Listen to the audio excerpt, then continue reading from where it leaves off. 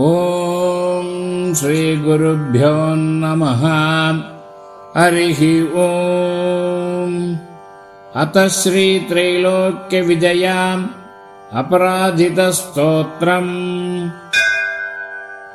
ಓಂ ನಮೋ ಅಪರಾಜಿತಾಯೈ. ಓಂ ಅಸ್ಯಾಃ ವೈಷ್ಣವ್ಯಾಃ ಪರಾಯಾಃ अपराजितायाः महाविद्यायाः वामदेव बृहस्पति मार्कण्डेय ऋषयः गायत्री विष्णुकनट्टु बृहती छन्दांसि श्रीलक्ष्मी नृसिंहो देवता. ॐ क्लीं श्रीं ह्रीं बीजं हुं शक्तिः सकलकामना सिद्ध्यर्थम् अपराजित विद्या मंत्रपाठे विनियोगः. ध्यानम्. ॐ नीलोत्पलदलश्यामां भुजङ्गाभरणान्वितां शुद्धस्फटिकशङ्काशां चन्द्रकोटिनिभाननां शङ्गं चक्रधरां देवी वैष्णवीमपराजितां भालेन्दुशेखरां देवीं वरदाभयदायिनीं नमस्कृत्य पपाटैनां मार्कण्डेयो महातपाः. मार्कण्डेय उवाच शृणुष्व मुनयः सर्वे सर्वकामार्थसिद्धिदाम् असिद्धसाधनीं देवीं वैष्णवीमपराजिताम्. ॐ नमो नारायणाय नमो भगवते वासुदेवाय नमोऽस्तु अनन्ताय सहस्रशीर्षायणे क्षीरोधार्णवसायिने शेषभोगपर्यङ्काय गरुडवाहनाय अमोघाय अजाय अजिताय पीतवाससे ॐ वासुदेव शङ्कर्षण प्रद्युम्न अनिरुद्ध हयग्रीव मत्स्य कूर्म वराह नृसिंह अच्युता वामन त्रिविक्रम श्रीधर राम राम राम वरद वरद वरदो भव नमोऽस्तुते नमोऽस्तुते स्वाहा. ॐ असुरदैत्य यक्ष राक्षस भूत प्रेत पिशाच कूष्माण्ड सिद्धयोगिनी ढाकिनी शाकिनी स्कन्धग्रहान् उपग्रहान् नक्षत्रग्रहांश्चान्यान् हन हन पच पच मथ मथ विध्वंसय विध्वंसय विद्रावय विद्रावय चूर्णय चूर्णय शङ्केन चक्रेण वज्रेण शूलेन गतया मुसलेन हलेन भस्मीकुरु भस्मीकुरु स्वाहा. ॐ सहस्रबाहो सहस्रप्रहरणायुधा जय जय विजय विजय अजित अमित अपराजित अप्रतिहित सहस्रनेत्र ज्वल ज्वल प्रज्वल प्रज्वल विश्वरूप बहुरूप मधुसूदन महावराह महापुरुष वैकुण्ठ नारायण पद्मनाभ गोविन्द दामोदर ऋषिकेश केशव सर्वासुरोत्साधन सर्वभूतवशङ्कर सर्वदुःस्वप्नप्रभेदन सर्वयन्त्रप्रभञ्जन सर्वनागविमर्दन सर्वदेवमहेश्वर सर्वबन्धविमोक्षण सर्वाहितप्रमर्दन सर्वज्वरप्रणाशन सर्वग्रहनिवारण सर्वपापप्रशमन जनार्दन नमोऽस्तु ते स्वाहा. विष्णोर्यमनुप्रोक्ता सर्वकामफलप्रदा सर्वसौभाग्यजननी सर्वभीतिविनाशिनी सर्वैश्च पठितां सिद्धैर्विष्णोः परमवल्लभा नानया सदृशं किञ्चित् दुष्टानां नाशनं परम् विद्यारगस्या कथिता वैष्णव्याशपराजिता पठनीया प्रशस्ता वा साक्षात् सत्त्वगुणाश्रया शुक्लाम्बरधरं विष्णुं शशिवर्णं चतुर्भुजम् प्रसन्नवदनं ध्यायेत् सर्वविघ्नोपशान्तये अतात सम्प्रवक्ष्यामि ह्यभयामपराजितां या शक्तिर्मामकी वत्स रजोगुणमयी मथा सर्वसत्त्वमयी साक्षात् सर्वमन्त्रमयी च या स्मृता पूजिता जप्त्वा न्यस्ता कर्मणि योजिता सर्वकामदुघा वत्स शृणुष्वैतां ब्रवीमि ते यैमामपराजितां परमवैष्णवीमप्रतिहतां पठति सिद्धां स्मरति सिद्धां महाविद्यां जपति पठति शृणोति स्मरति धारयति कीर्तयति वा न तस्यान् वायुवग्निर्वज्रोपलाश निवर्षभयं न समुद्रभयं न महाभयं न ग्रहभयं न चोरभयं न शत्रुभयं न चापभयं वा भवेत् क्वचिद्रात्रयान्धकार स्थिराजकुलविद्वेषी विषगरगरवशीकरण विद्वेषोच्चाडन वदबन्धन भयं वा न भवेत् एतैर्मन्त्रैरुदाहृतैः सिद्धैः संसिद्धपूजितैः ॐ नमोऽस्तु ते अभये अनगे अजिते अमिते अमृते अपरे अपराजिते पठति सिद्धे जयति सिद्धे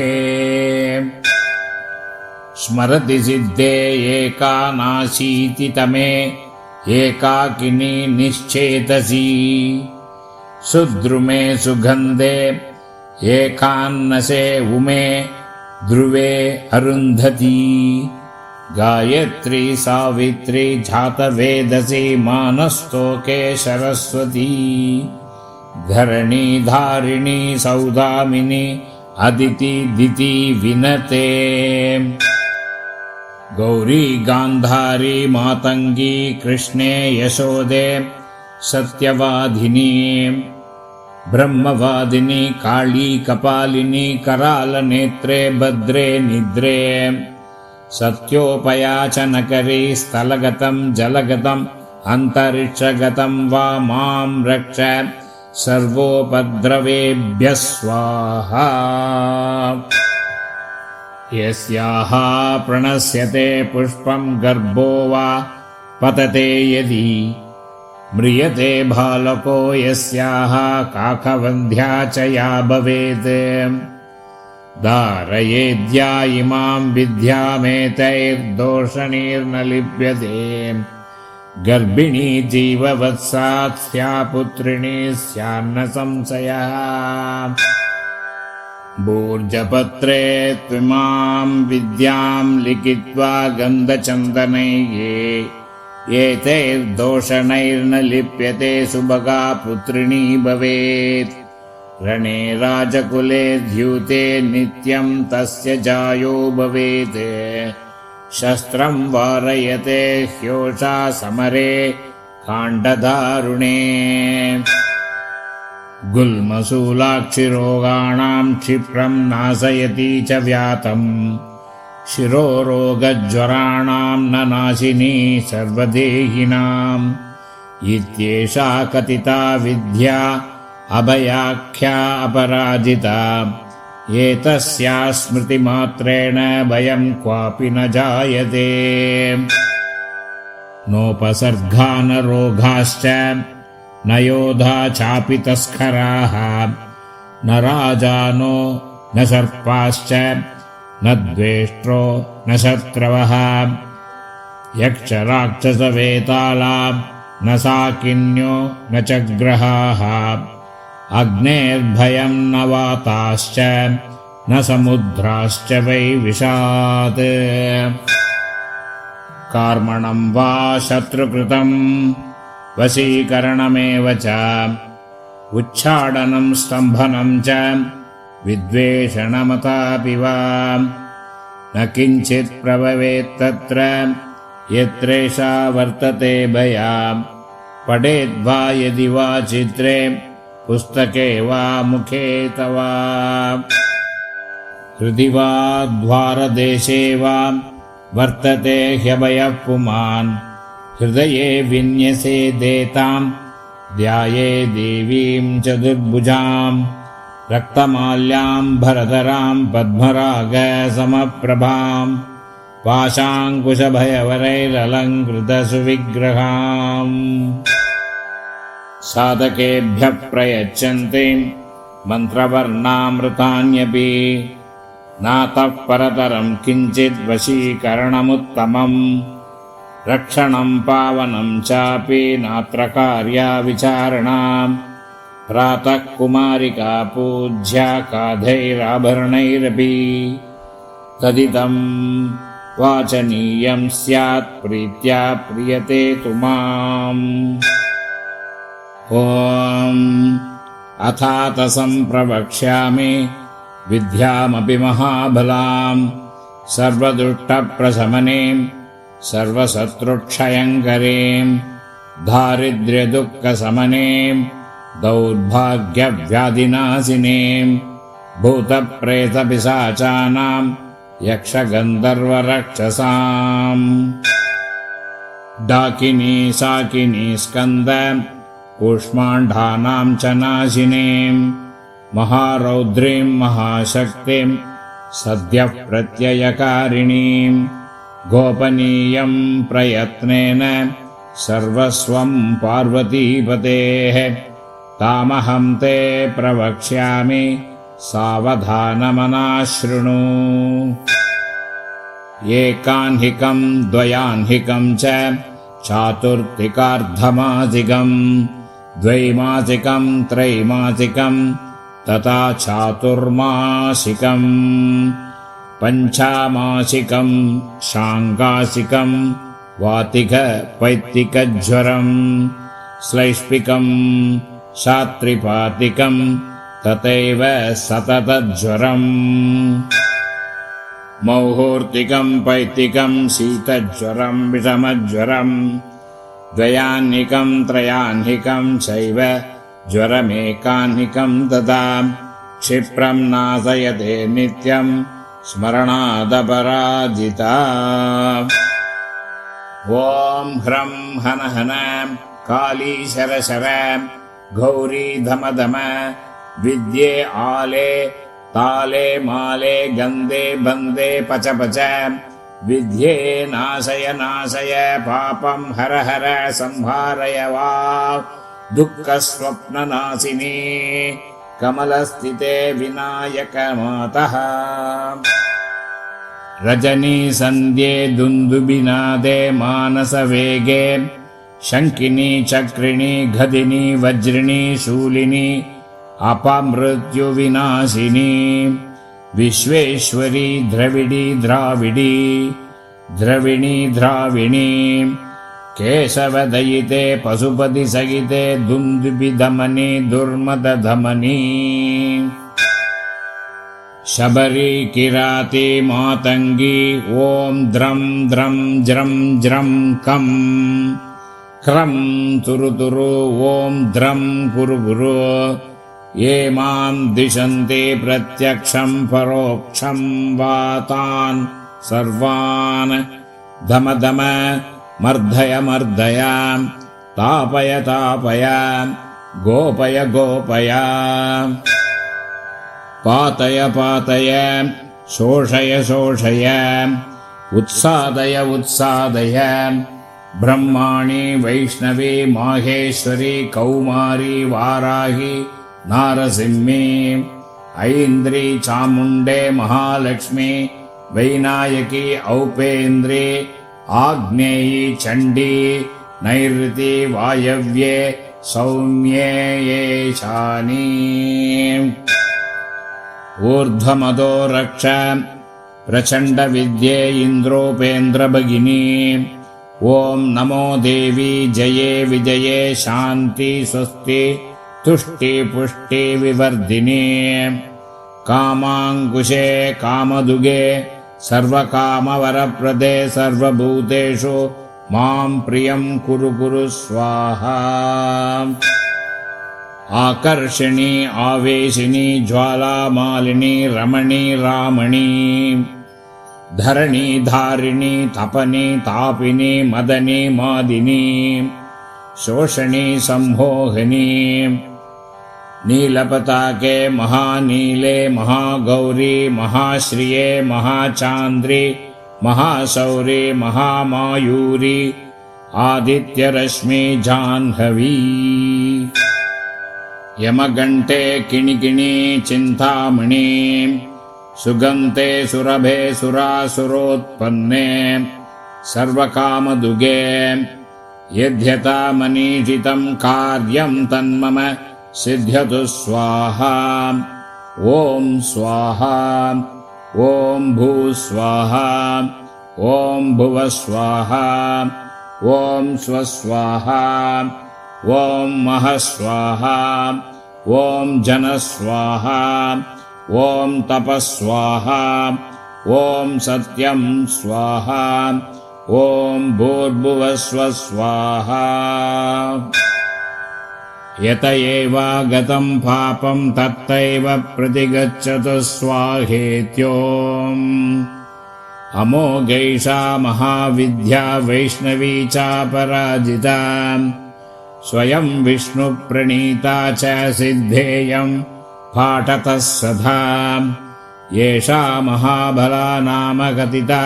ते अपराजिता नानया सदृशी रक्षा त्रिषु लोकेषु विद्यते तमो गुणमयी साक्षाद्रौद्री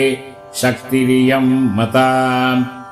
कृतान्तोऽपि यतो मितः पादमूले व्यवस्थितः मूलाधारे न्यसेदेतां रात्रावेनं च संस्मरेत् नीलजीमूतशङ्काशां तटित्कपिलकेशिकाम् उद्यदादित्यशङ्काशां नेत्रत्रयविराजिताम् शक्तिं त्रिशूलं शङ्खं च पानपात्रं च बिभ्रतीं व्याघ्रचर्मपरिधानां किङ्किणीजालमण्डिताम् धावन्ते गगनस्यान्तः पादुकाहितपादकां दंष्ट्राकराळवदनां व्याळकुण्डलभूषितां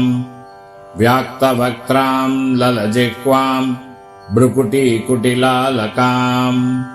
स्वभक्तद्वेषिणां रक्तं पिबन्तीं पानपात्रतः सप्तधातून् शोषयन्तीं क्रूरदृष्ट्या विलोकनात्